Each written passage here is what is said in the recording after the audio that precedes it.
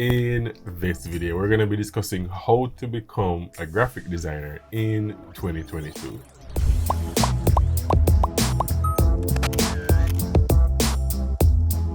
Welcome back to the channel. My name is Cjam and I'm a graphic designer. As you know, I teach graphic designing and other kinds of editing on my channel, so I figured why not encourage you guys and tell you guys how to become a graphic designer this year.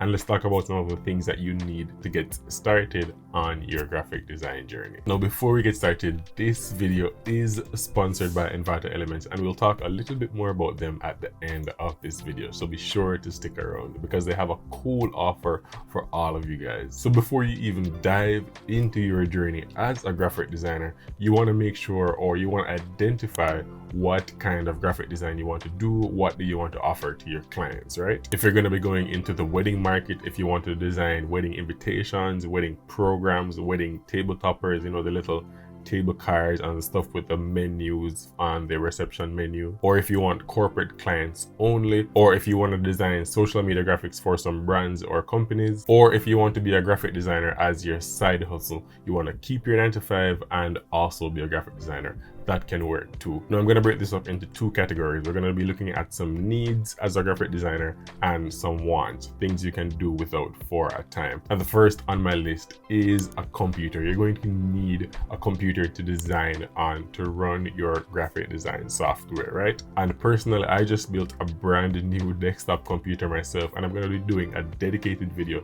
just on that. But you can also get a laptop that's really powerful. You know, you want to make sure that whatever computer you're working on can run the minimum requirements or the recommended requirements for your graphic designing software. And on the note of software, you want to decide if you're going to use Photoshop, Illustrator, if you're going to use Canva, you know, the online based platform, if you're going to use Photopea or free software like GIMP.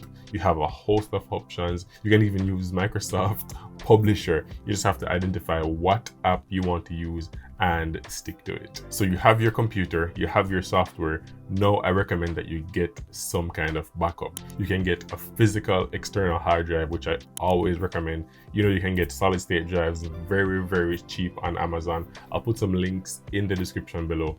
And in addition to physical backups, I recommend also getting a cloud service, whether it's Google Drive, Dropbox, OneDrive, or any other cloud storage solution out there, right? Next up, you must have a portfolio. Whether you're gonna do a social media page dedicated to your graphic design, or you're gonna get a website, which is your home on the internet. You must have somewhere that your work lives, where clients or potential clients can go and see what you offer, right? You can use your personal social media page to promote your graphic design work, but I wouldn't necessarily recommend it because I wouldn't want your professional work to get mixed in with your personal stuff, right? You want to make sure that when clients come to the page, they can easily identify that, all right, this guy is a serious graphic designer, this girl is a graphic designer, she knows what she's about, right? So I always recommend getting somewhere or getting a social media page or a website that's dedicated just to your graphic design. Next up, you want to have a way in which clients and potential clients can reach you,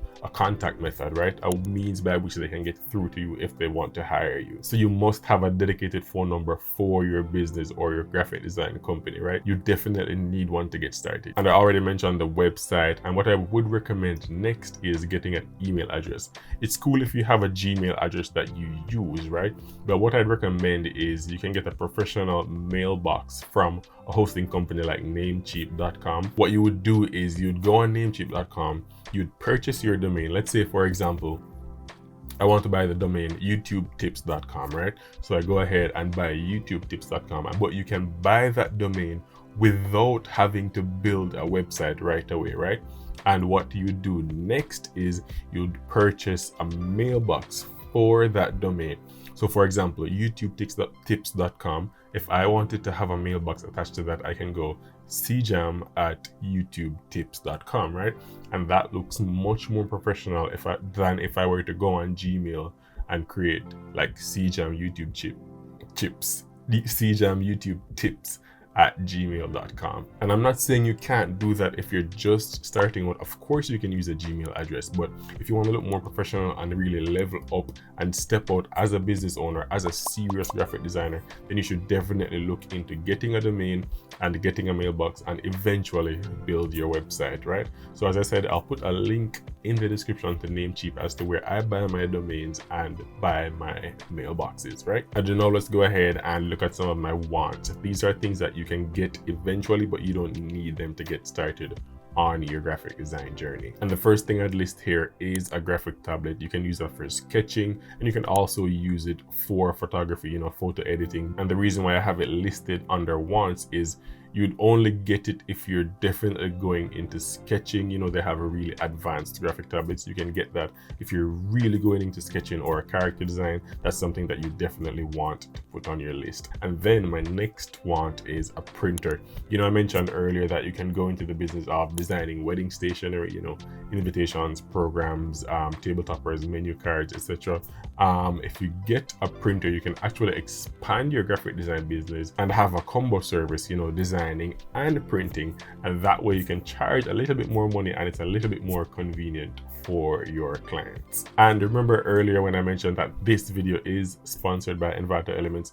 Envato Elements is a pretty cool graphic design asset website that I use literally every day here on my YouTube journey, and it's very good. It's like a huge plus to me as a graphic designer. And on Envato Elements, you can find a whole lot of cool stuff, right? They have cool graphic templates for social media. As I mentioned earlier, if you want to go into the business of designing social media graphics, they also have PowerPoint presentation templates. They even have the logo templates that you can use to design a logo for your graphic design business. And I cannot recommend Envato Elements enough. It's just a really cool website that you should check out, and it's a really, really good bonus thing to really level up your graphic design service. And guess what?